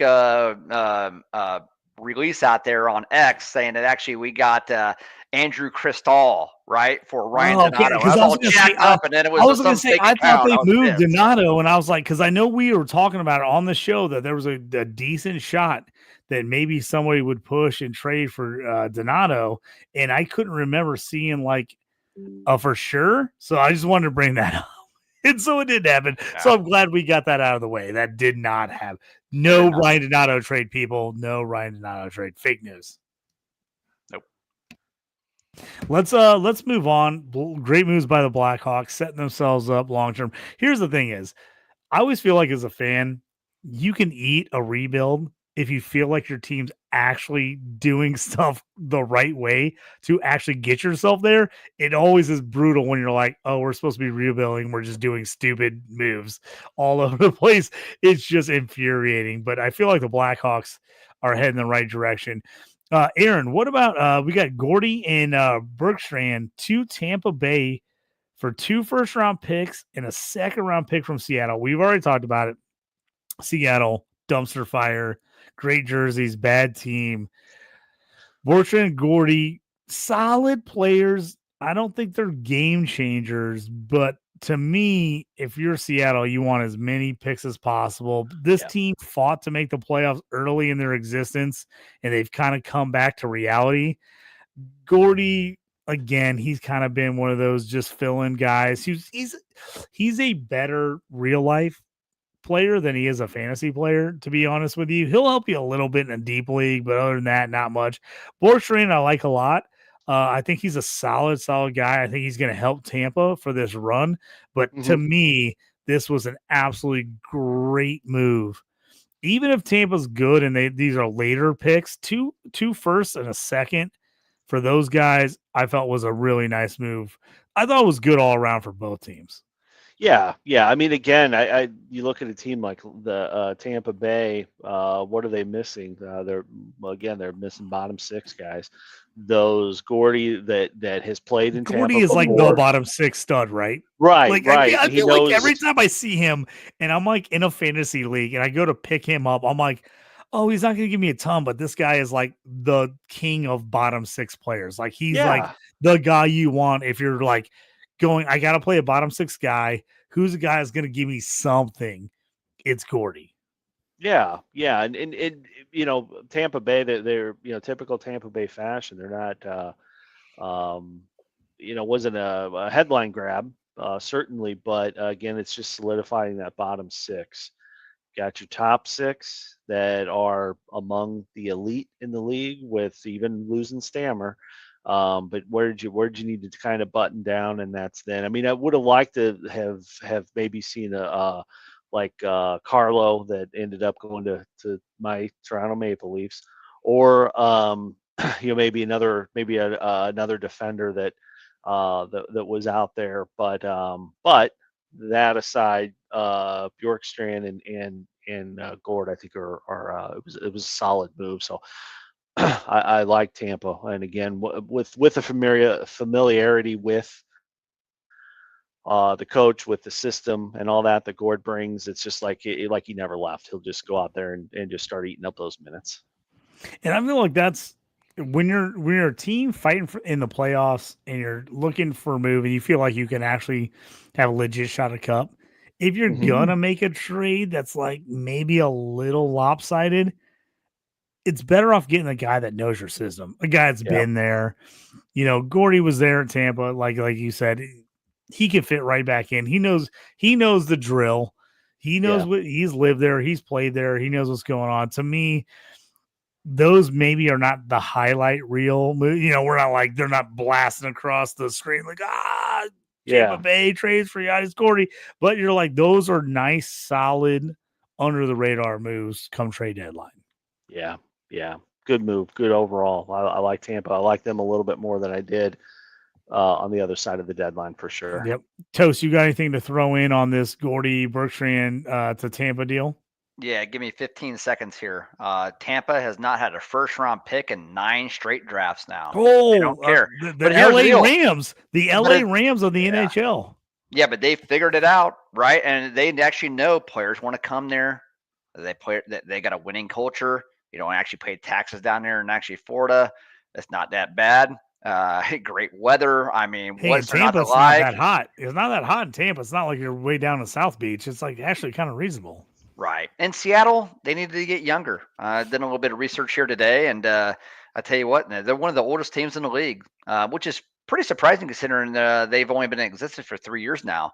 But now they went top heavy early, right? Toast, like kind of in that expansion draft. They kind of came out of the gate firing. They kind of took a lot of like older players because they didn't want to be real bad right off the bat. And they kind of like I told Aaron, they did. I was like, hey man, they came out, kind of gave their swing at it like early and were like reasonable. And now, like a couple years into their existence, they're now on the backside of that. Like, okay, we kind of went for it right away.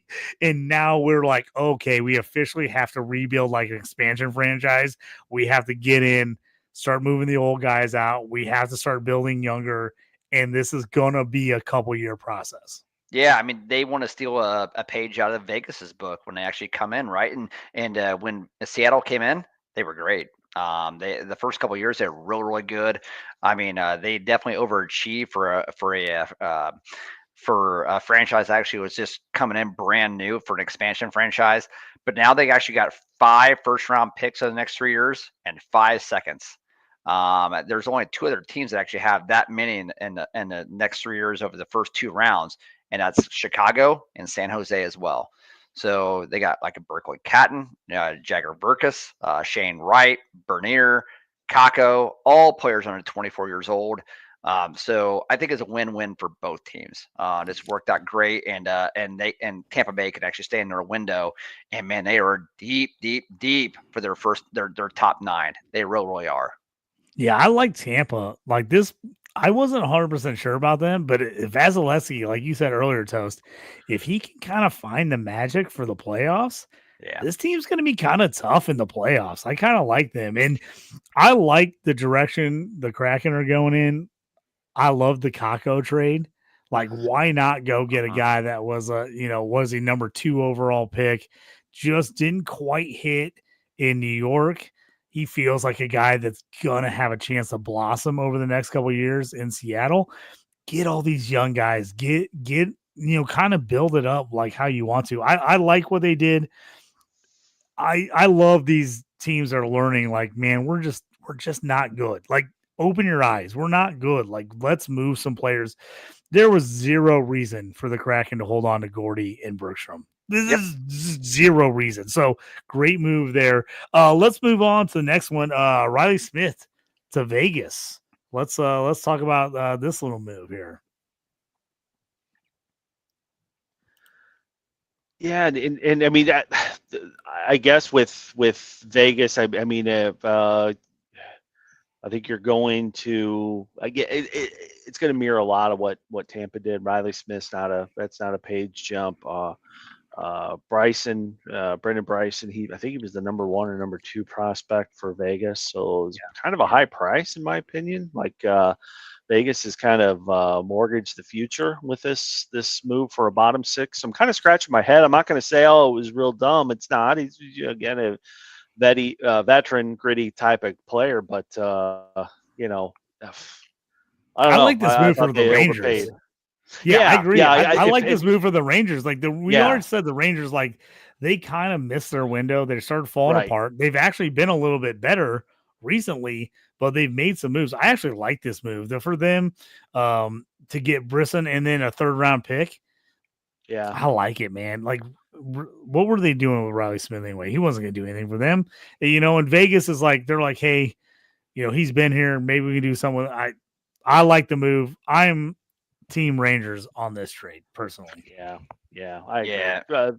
Rangers have had the real conversation, the real talk. Like, look, we're not it, and I think they probably didn't expect to get this kind of a return for Riley Smith. So yeah, good on them. Go Rats. Toast. I was saying, we talked about Colorado a bit. They made some moves. They've made a couple different moves here after Rantanen deal. That wasn't the only thing that they got going. Turned around and got Brock Nelson, which was a little bit of a surprise to me. I was surprised the Islanders were ready to let him go. Talk about the full workings of that deal.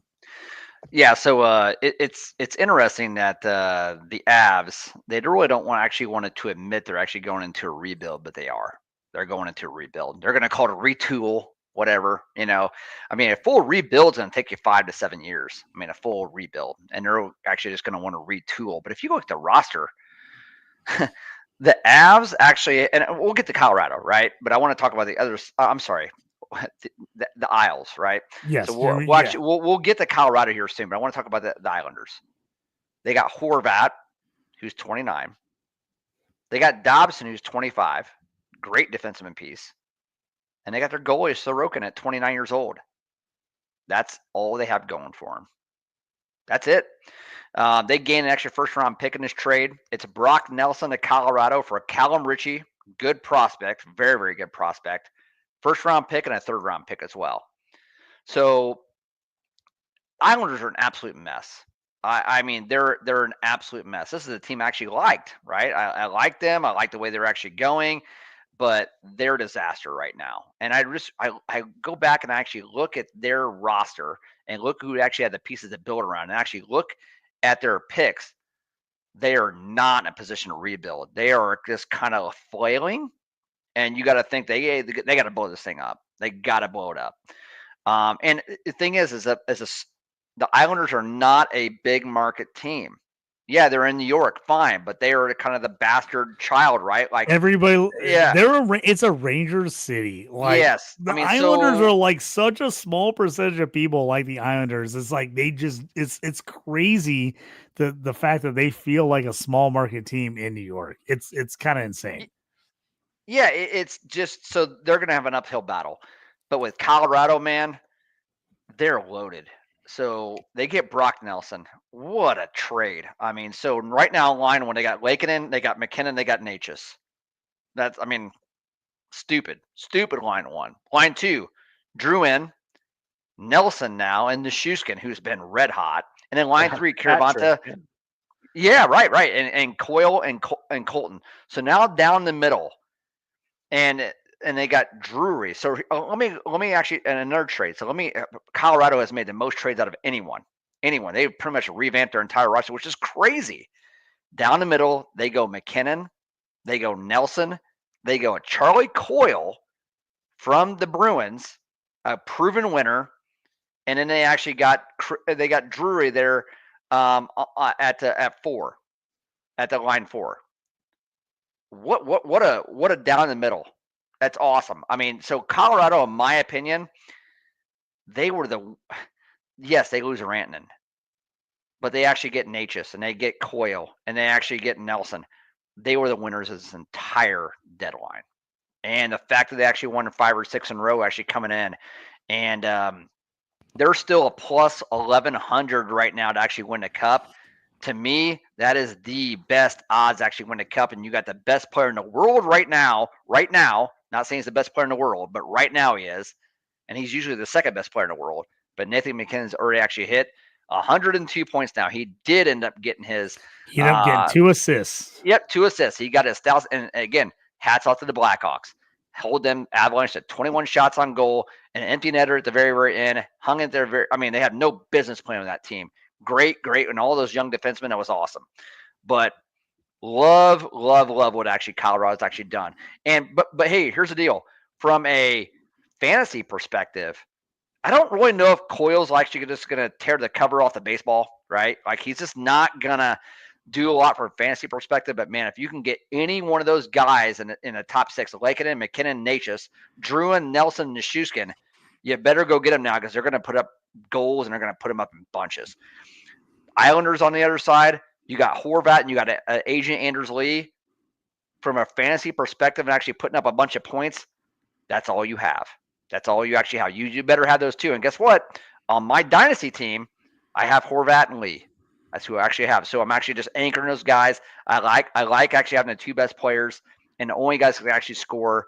But Colorado did themselves real good at this deadline.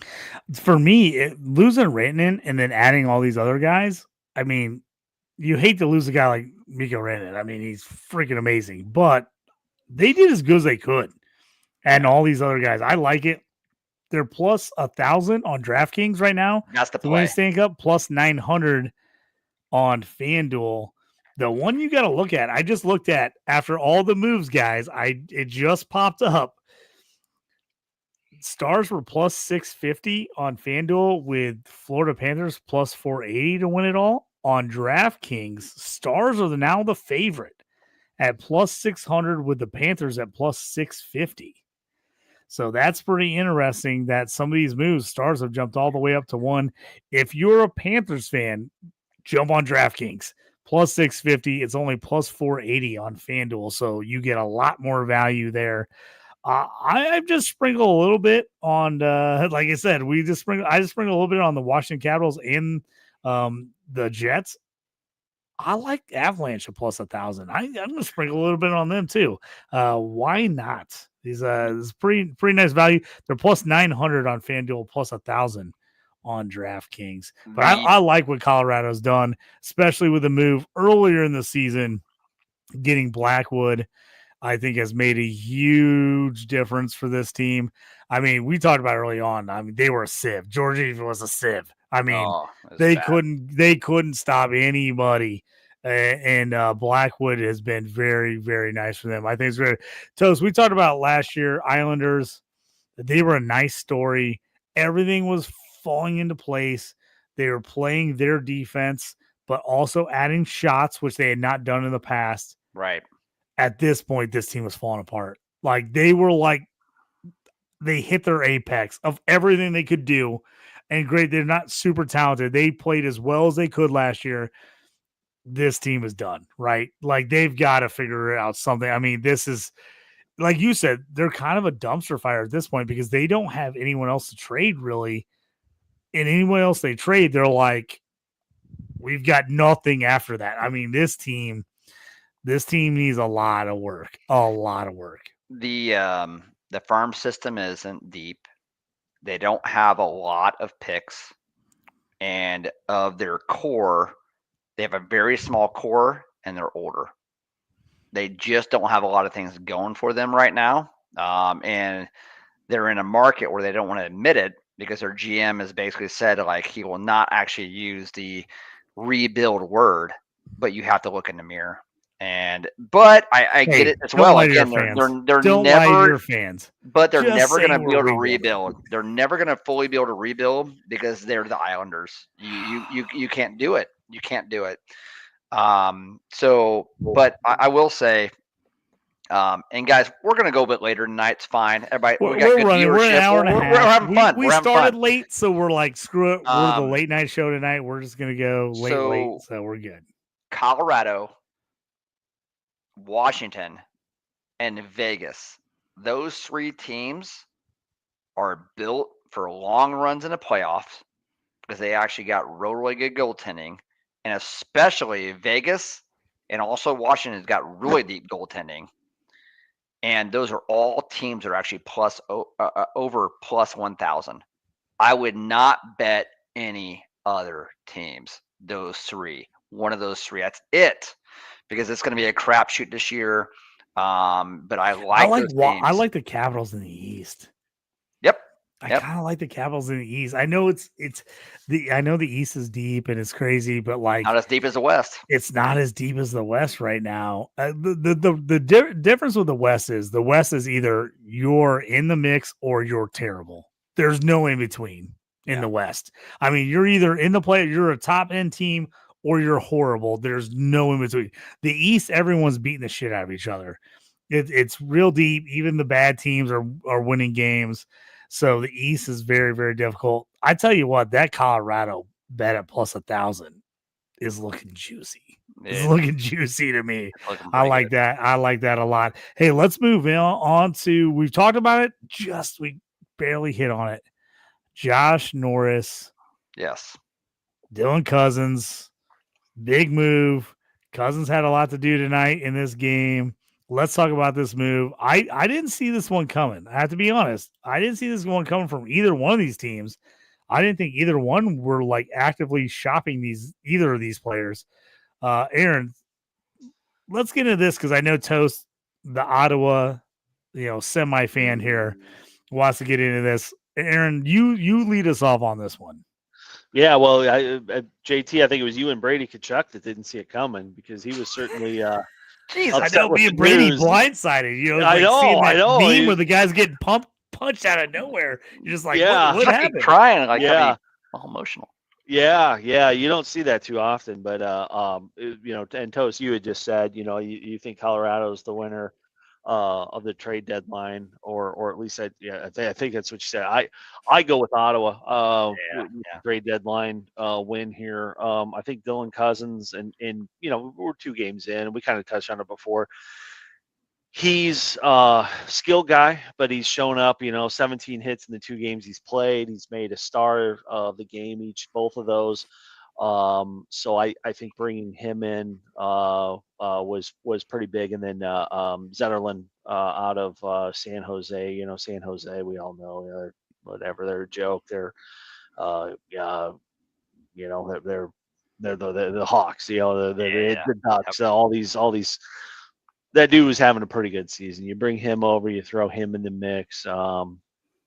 Big question on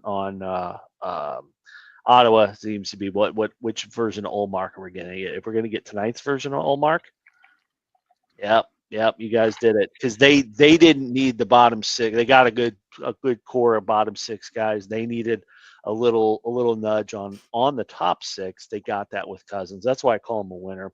One of the few teams that needed the top end talent.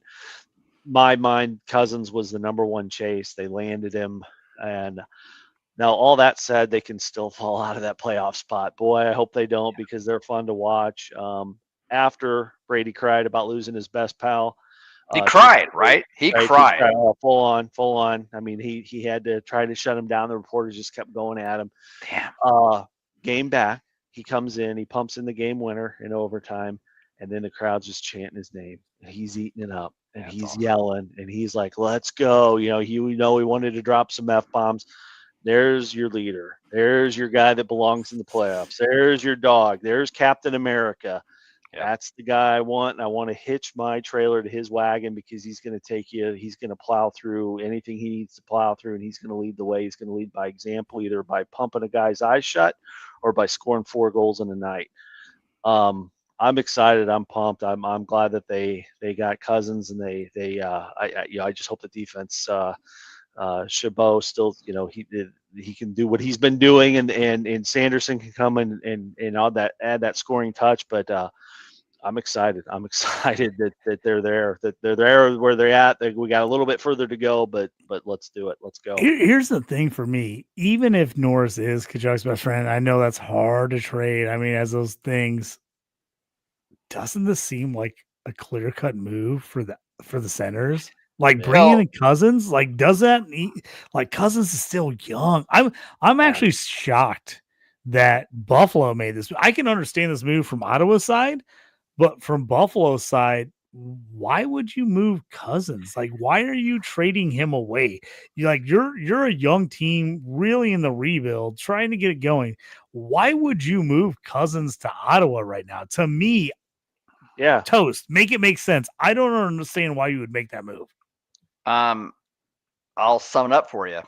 As talented as Cousins is, he's been a disappointment in Buffalo, and that may not all be on him, right? I mean, Buffalo has really made a lot of bad moves. They've let a lot of their potential superstars leave. I mean, look at Sam Reinhart, for crying out loud. I mean, he's gone. I mean, there's a couple other guys as well. We don't need to get into that, but I mean, they just kind of let their. But here's kind of why if I'm actually Buffalo, it's not awful, but definitely Ottawa's the winner of this. All right, Norris has got major upside.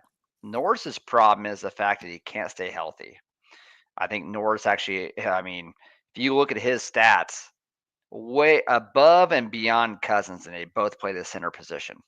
All right. So if you're Buffalo, you're automatically saying, all right, we've kind of seen the Dylan Cousins show. It hasn't really worked out for us. We need a change of scenery. We're actually going to get a player we actually think has a higher ceiling here because Norris scores in bunches. He's got a way better point per game pace, and he actually fills up a stat sheet. He'll hit. He'll actually block. He doesn't shoot the puck a ton, but is it kind of the same as Cousins? But Norris's problem is he can't stay healthy. And Buffalo is thinking, well, maybe we can get him healthy. Well, that's a crapshoot. They can't keep Zucker healthy. I mean, they've always had health issues all the way around. They really, really have. But what I actually like about Ottawa is they make this move here, and you're thinking, all right, Norris for Cousins. All right, Cousins doesn't have the great stats as actually Norris actually does for the point per games and stuff like that. But where I actually like to actually come in, they come in and get Zetterlund. And I think Zetterlund's sneaky good. Zetterlund's also a guy that's actually going to go ahead and actually fill up a stat sheet with hits and actually blocks. And they got Zetterlund right now on a line 4 at 25 years old. That's not going to last. All right. So David Perron is the line 2 left winger for Ottawa. He's actually going to move up there. He's actually going to move up and play with Cousins and Bathurst. I guarantee he will. And Zetterlund's a great player. When I say a great player, a great young player. I love what Ottawa's actually done. They gave up nothing to actually make this happen. When I say nothing, they gave up Josh Norris. Other than that, they haven't given up actually a lot. So if you look at it, they're going to have a top line over there in Ottawa that's actually intact. But then that second line is going to be Batherson, it's going to be Cousins, and it's eventually going to be Zetterlund. I really, really like what they've actually done. Yeah, I like that. I think Norris is maybe a sneaky Norris, I love fantasy him. buy next year. You know what I mean? Like he could end up being one of the best players, like on Buffalo. Like I actually, if he can stay healthy, I love Norris for fantasy reasons, but I like this move for Cousins, at least for this season, for the playoffs. If Ottawa's going to make a run, I kind of like this move for Cousins here. Well, and I'll tell you, JT, real quick. My dynasty team has got. I'm involved in all of this crap. You got every one of these players. So I have every one of these Zetterlund. players. I got Norris. I got Marchand. So like all of these guys are actually making movement. All of a sudden, I got too many freaking Buffalo players. So I mean, like I'm sitting here waiting for the semis. I got to buy, and I'm actually waiting for all these. And then the trade deadline happens. I'm like, oh, these are going to be great. And then you actually turn around and like, holy shit, I got 5 Buffalo players on. I'm like, got to make moves, man. I got to make some drops. So yeah, it's crazy. Never. So, Aaron, we're gonna jump back to you. This is your guy. You made the call. holy You shit. made the call last Yeah. week. You gotta stick to it. Scott Lofton, you said wherever he goes, you're taking him to win the cup. Give it to me the real deal after this trade. Did you think he was going to go to Toronto? No. And are you sticking with your bet on Toronto now that No, you said that? hey, I got to. I'm man of my word. I got to stick with it. So go Toronto, go Leafs. I hope for the best. I hope you don't have to face Florida. If you face Florida, then I'm done, and it could be a quick exit for your boy. But yeah, Lawton again, and he's the prototypical guy that moves at a trade deadline that I think it makes the biggest impact. You go back to the year, I'll go way back, and I'll go back to my homer status, my Blackhawks. But I think of Antoine Vermette, that he was a guy that he didn't hit, he didn't fight, he won faceoffs. Blackhawks had Taves, top line, went against top line, but he was facing off against the best face-off guys, so he's 50-50 at best. You bring in Vermette, he comes in, he's winning draws. He ended up going to second line, but primarily from there went to your bottom three. So Lawton is that prototypical, like I've said it a million times this pod, prototypical bottom six guy, except he's bringing a little edge with him, a little bit of toughness. So I'm Team Toronto. All that said, and I don't know if you guys caught this, but Toronto's playing right now. They were up 3-0. It's 3-3 now. They're playing Utah. There was a fight in this game. And as I've jumped on the Leafs bandwagon, if there is such a thing, because I don't think anybody thinks they're going to get out of the first round. Maybe I'm the engineer. I'm the conductor of the bandwagon. I don't know, but I'm going to stay on it. And I'm going to stay with them. But there was a fight tonight, and Simon Benoit attempted one of those jump super punches, and he missed. Oh, He got those are awesome. They land. They're bad if they miss. The only one I've ever seen Meg is Kevin Bieksa for Vancouver. He did it twice. He just absolutely dummied two guys. Gudas was one of them, but he just got made fool of. They were up 3-0 at the time. He missed his super punch. Michael Kesselring then just wiped the ice with him, just ragdolled him from one end of the ice to the other. And then what does Utah do? They put in 3 goals. If this is the night that broke the camel's back for the Leafs, I'm just going to throw up all over myself. Oh, my God. 3-0. 3-0. Now it's 3-3. Not even Scott Lawton can pull you out of this, boys. But we'll see. We'll see. I'm still with them. Let's forget that this happened. They showed him on the bench. It looks like he's just absolutely humiliated, this Benoit kid. Benoit's just a grinder. He's not on a score sheet. He's third. He's your bottom pair of defenders. Who knows if he even makes he might be the man out, the odd man out, the 7 defenseman, because they got Carlo in now. But boy, I hope that's not the catalyst that sunk the Leafs before they even got out of the gate. We'll see. But no, I love Scott Lawton. I love him. I've watched him in Philly. I'm sticking with it. Yeah, and I'll tell you guys, in that game here, I will complete the 4-leg parlay if the Maple Leafs win. So I had the over 6.5. That's going to go because obviously one of our team's got to score. I had the Matthew Nyes point. He had an assist in the first period. I had the Dylan Guenther over 3 shots or more. He's got 6 right now. He's been on a tear doing that. And I got the Maple Leafs money line actually there as well. It's 3-3 heading into the third. And that's at plus 795. So we're going to be watching that. Mitchie Marner game winner. I'm going to say it now. Mitchie Marner is going to get it. I was down to my last $50 on DraftKings. I put it all on a Leafs money line and a Mitchie Marner anytime goal.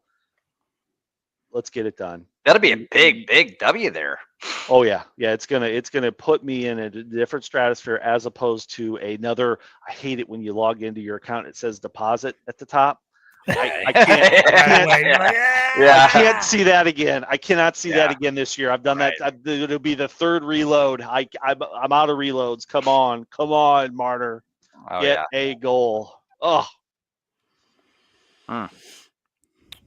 I just will say, as we get into the Utah talk, I'm still on my Yeti. Dan, Well, Man, I'm absolutely boycotting Yeti for not getting this thing done. I don't know how they don't name the arena Yeti Coolers Arena. Like, what a choke job. I mean, who is leaving money on the working table in their You're leaving money media on the department? table. Who is working in their media department? They absolutely blew this freaking thing. I hope They it's did. the Mammoth. I just looked it up. They did the fan voting, but somehow they haven't released what the actual final results are. But I hope it ends up being the Mammoth, but they blew the Yeti so bad. I have seen talks that they might go with the Mammoth, but might do an alternate jersey that has a Yeti on it. We'll see. Oh my God. We'll see what happens. I don't know.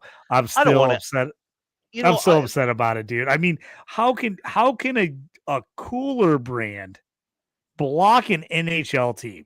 Tell Bring me him this. on. How bring is him that on. even Yeah. freaking possible that someone that makes coolers and crazy expensive cups, how does that block an NHL team from naming their it to me is just insanity. It's freaking insanity. So I'm trying not to get off point tonight, but that just pisses me off. I'm so mad about it.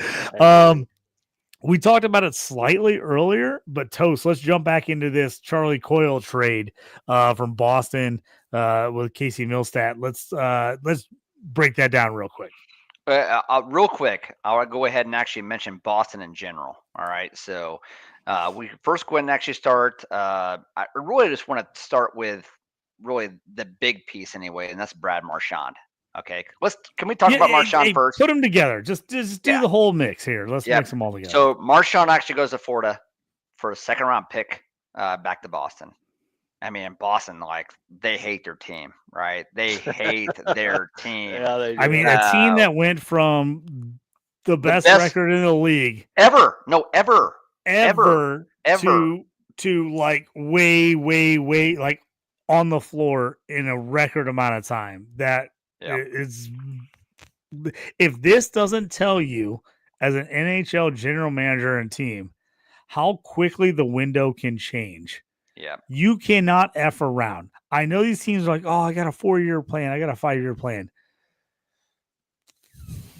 If you're in the mix, you got to have a 2-year plan, like max, like max 2 years. Like, you have to, if you're on the top end, you got to make a run and you have to do everything because it changes that quick.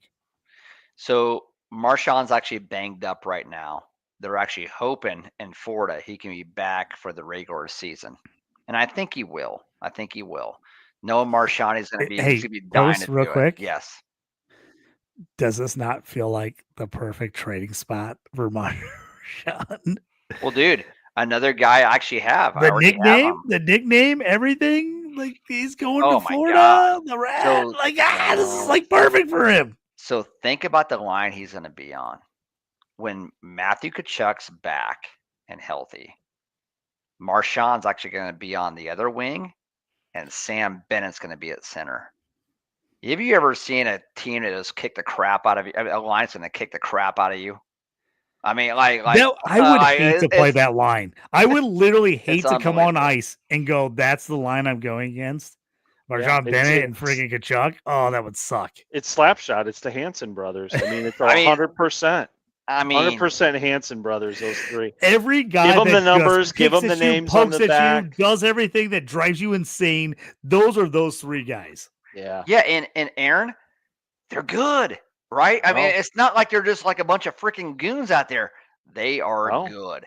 Right. And so you got line one and Florida there with Verhaeghe, Barkov, and Reinhart. Think about Tkachuk, Bennett, and Marchand. It's hard to beat that top six. It's hard when you're playing at Florida. That's that line two of those mutants are the ones that Maurice sticks on your first line. So you want your little David dancing around out there. Oh. You want your Dallas whatever Wyatt John. They're gonna eat those guys alive. They're gonna just annoy them if nothing else. They're gonna bother them and pester them and stick them in the nuts. They're gonna do everything they can to get that top line off their game. They do it better than anybody else, and now they're all three together. It's just Do like, you know what man, this feels like? If it's Dallas, Florida, Oh, it feels like 90s Bulls would be versus ama- Pistons. I mean, You know, yeah, like yes, Dallas is the Bulls, Dallas is Yes. the Bulls, and Florida's the Pistons. You know, Yeah. like just elbow to the face, Yeah. like hit you if you're coming. Like it just feels no like handshakes. one team yeah. is like, Yeah. Dallas is like, oh, we got all the studs, we can move, we can play, we got offensive flow, and then Florida's like, we're just gonna muck this game up as much as possible, and we're just gonna punch these guys in the face at every moment. Yep. Yeah. Yep. And I tell you what, Marshawn, I don't really think he actually wanted to leave Boston, but they weren't really willing to actually extend him the way he actually wanted to, which, again, makes no sense for him to actually do it. So I don't blame them at all. But he's going to be a really, really good fantasy piece. Let's say he ends up re-signing there. If they go deep, he's going to re-sign there. And just Marshawn, he'll be productive in the right situation.